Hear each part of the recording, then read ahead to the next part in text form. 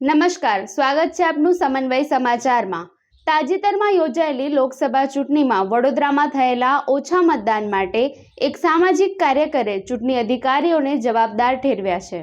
ગત 7 મેના રોજ વડોદરા સહિત ગુજરાતમાં લોકસભાની ચૂંટણીનું મતદાન યોજાયું હતું, જેમાં વડોદરા જિલ્લા તેમજ શહેરમાં ઓછું મતદાન નોંધાયું છે। ત્યારે આ મામલે વડોદરા શહેરના સામાજિક કાર્યકર્તા કમલેશ પરમારે ચૂંટણી અધિકારીઓને જવાબદાર ઠેરવ્યા છે।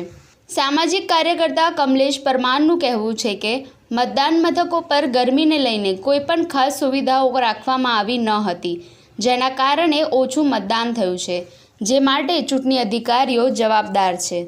આ મુદ્દે આજે કમલેશ પરમાર દ્વારા નાયબ જિલ્લા કલેક્ટરને આવેદનપત્ર પાઠવીને રજૂઆત કરવામાં આવી છે।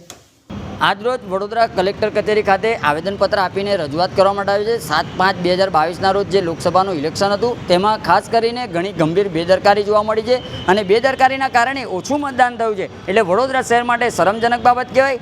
જે અધિકારીઓને જે કામગીરી કરવામાં સોંપી હતી, જે કોન્ટ્રાક્ટરોને કામગીરી સોંપી હતી, તેઓની ઘણી બેદરકારી જોવા મળી હતી। ખાસ કરીને જ્યારે મતદાન મથકો પર લોકો જ્યારે ઉમટી પડ્યા કે જે કલેક્ટર સાહેબે જનજાગૃતિ અભિયાન ચલાવ્યું હતું, ત્યારે વધુમાં વધુ મતદાન કરો, ત્યારે વધુમાં વધુ મતદાન માટે લોકોની લાંબી કતારો લાગી હતી। પરંતુ જે મંડપની વ્યવસ્થા હોવી જોઈએ, જે ખુરશી ટેબલની વ્યવસ્થા હોવી જોઈએ, સાથે જે પાણીના જગની વ્યવસ્થા હોવી જોઈએ, ઓઆરએસની વ્યવસ્થા હોવી જોઈએ, આવી તમામ વ્યવસ્થાઓ જે કલેક્ટર સાહેબે સૂચના આપી હતી, છતાં પણ જે કહેવાય છે વ્યવસ્થામાં કોન્ટ્રાક્ટરો અધિકારીઓની બેદરકારી જોવા મળી હતી, તેના કારણે મતદાન ઓછું થયું છે। સાથે જે કહેવાય છે કે કેટલાક લોકો તો એવા પણ છે કે મતદાન મથકો પર પહોંચ્યા ત્યારે તેઓના મતદાનમાં નામ નહોતું, ઘણા લોકોને તો મૃત જાહેર કર્યા, અને ઘણા લોકો જ્યારે મતદાન મથકો પર પહોંચ્યા ત્યારે કેટલાક લોકો તો મતદાન કરી ગયા છે તેવું જાણવા મળ્યું। એટલે ઘણી ગંભીર બેદરકારી છે।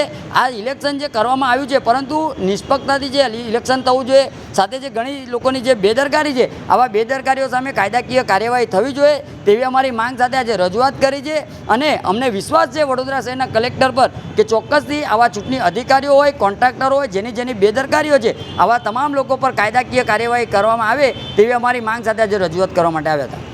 સામાજિક કાર્યકરે માંગ કરી છે કે આ બાબતે તમામ જવાબદાર વ્યક્તિ વિરુદ્ધ કાયદાકીય કાર્યવાહી કરવામાં આવે અને યોગ્ય કામગીરી ન કરનાર કોન્ટ્રાક્ટરોને બ્લેકલિસ્ટ કરવામાં આવે।